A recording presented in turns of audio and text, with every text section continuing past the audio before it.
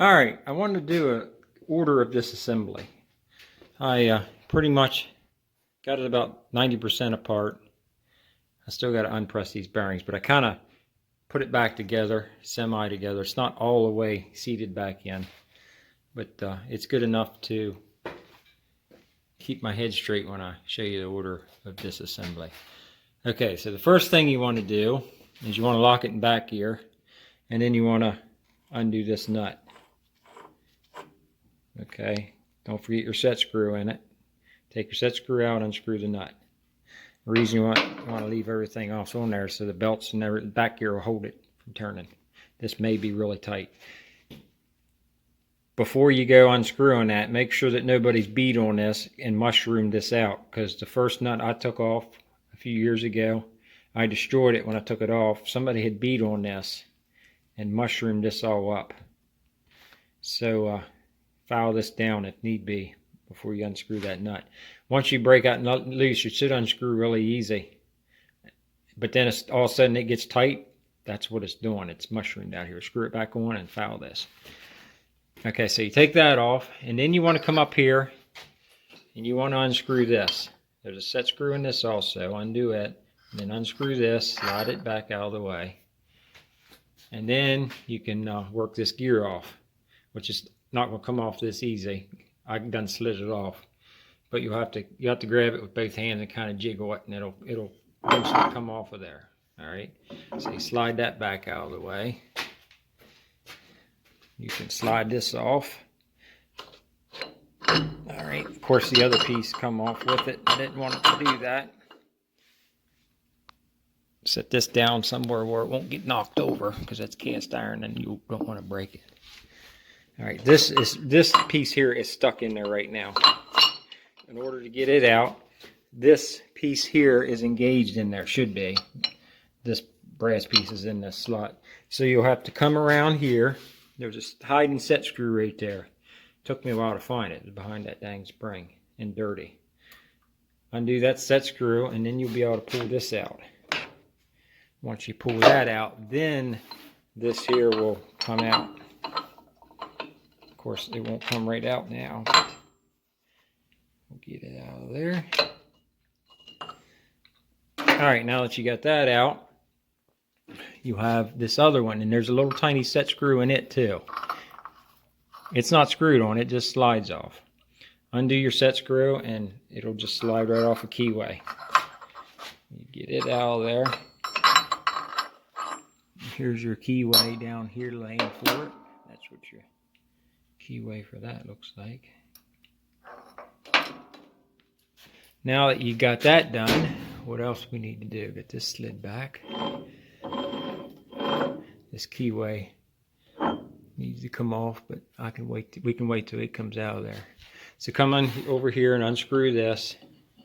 Get this out of there. Take your 4 screws out. Now that should be everything you need to do. Now if I've had this apart already, so mine's not tight. But if it's the first time it's ever been taken apart, you may want to, if you got the manual, it shows you what to do in the manual, but you put a piece of all thread in here. This is definitely how I'm going to put it back together, because you don't want to beat on new bearings. Put a piece of all thread in here, and you have like a gigantic washer or a plate or something that you can put on there. And then you'll have a couple feet that goes here and holds against this. Or you could have a huge piece of pipe. If you had a big piece of pipe you could put around there, it'd be best with a hole in it. Then you just simply tighten this down. You have a washer back here, and it'll just simply draw it right out of there. I didn't need to do that because, like I said, I'm not worried about beating on it because of the bearings, because they're going to be replaced. But like I said, when it goes back in here, I'm going to press it back in using this. Like I said, I don't want to beat on it. And when it goes back in there, I'm going to make some sort of a collar up where it'll hold on the outside of this bearing here. So when I slide it in, but it's not a very tight fit for that, so it shouldn't be a whole lot of pressure. This back here There ain't much I can do with that. Well, it's actually supported by the, no, it's not. I'm not sure what to do about that. But that's getting it in. Right now we're working on getting it out. So let's go ahead and get it out of there. Set that there. Now we just take and tap this. It's done 99% out of there, so I'm going to take a couple taps. It's going to come out. All right, so that's out of there. Now, this is as far as I've got. So everything after this is new to me. So now we can get this keyway off of there, and then that'll free this spacer up. And this bearing here has to go off that way, which we're not doing it right now. It'll be done off the machine. But in order to get any of this off of there, get this out of there, these bearings have to come off.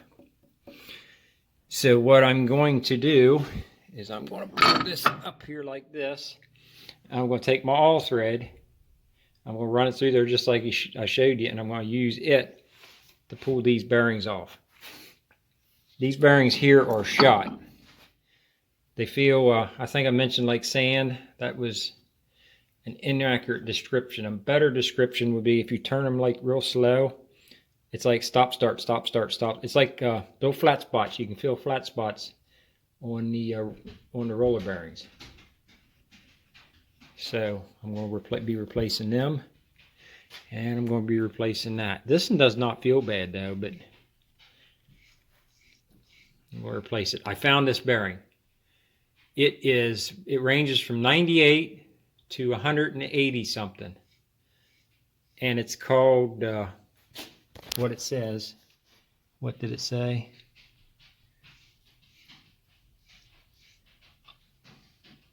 Isn't that double wisdom? Oh, new Depature Delco. You'll see it online. It'll say new Depature and then comma Delco. AC Delco? I don't know. It just says Delco. But you also pull up another brand too. If you, that 55. Why is this? 5515 pulled it up. But I also, come on, show them the number. 5515 pulled it up. But you also see a secondary number, 5215. I did both them numbers, and both of them pulled the same bearing up, and one of the bearings even actually had both of them numbers on it, the actual name brand of this. So should be good to go. And this comes up as a dual roller bearing. So there's two row bearing. So there's 2 rows in there. These ones here I have not looked up yet. I haven't even looked at the number. Go ahead and give you fellas the number on this, and that way if you're going to replace this stuff, you can go ahead and have everything here shield bearing before you start on it. DL12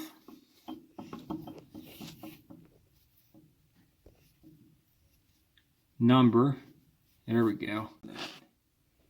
There we go, 73L13. 73L13. Yeah, that's it. So you'll need 2 of them. In the book list, come on. The book list, this is just a spacer in here. So should be able to reuse that. I'll go ahead and give you this number of this seal back here. Anybody wanting to do some work on one of these can.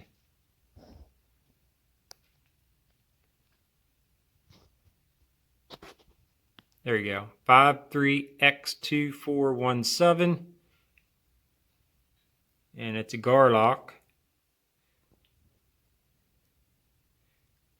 Klozer, I guess. I would say you can still get that seal. It's probably a standard size seal.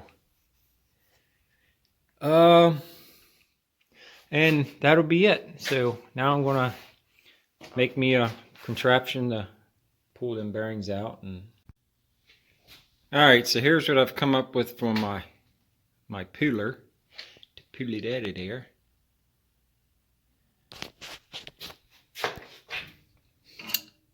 You can turn a little bit and then you'll actually, you guys might be able to see it pop.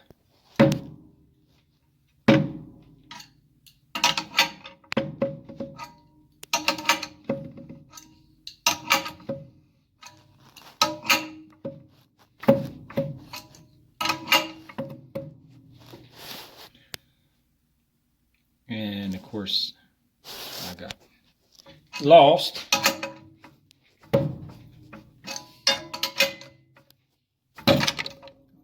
Yep, there went one. So good, it got smaller there. I was wondering about that.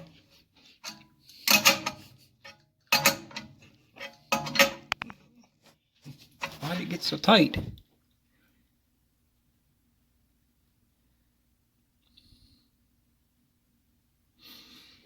Got tight for some reason, people, and I don't know why. Or is it moving? Just not squeaking no more. I can't tell. Better loosen it up and figure it out here.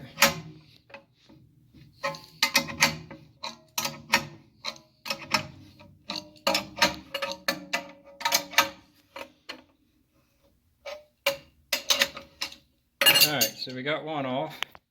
For some reason it stopped on me. I don't know why.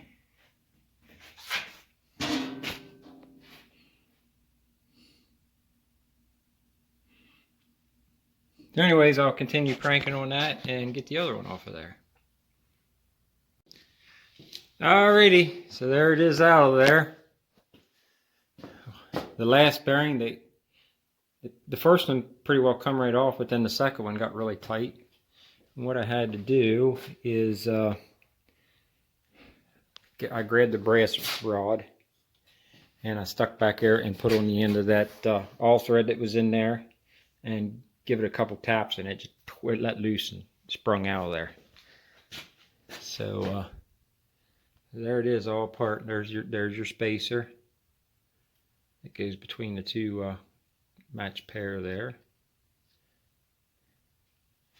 And all we got to do is get this keyway off of there, and then the spacer come off, and then I'll just simply be able to put this in the press and press it right off out of there. Should have everything I need to do that.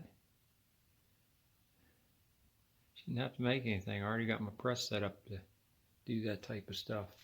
So I guess that's it for now until we begin the reassembly process.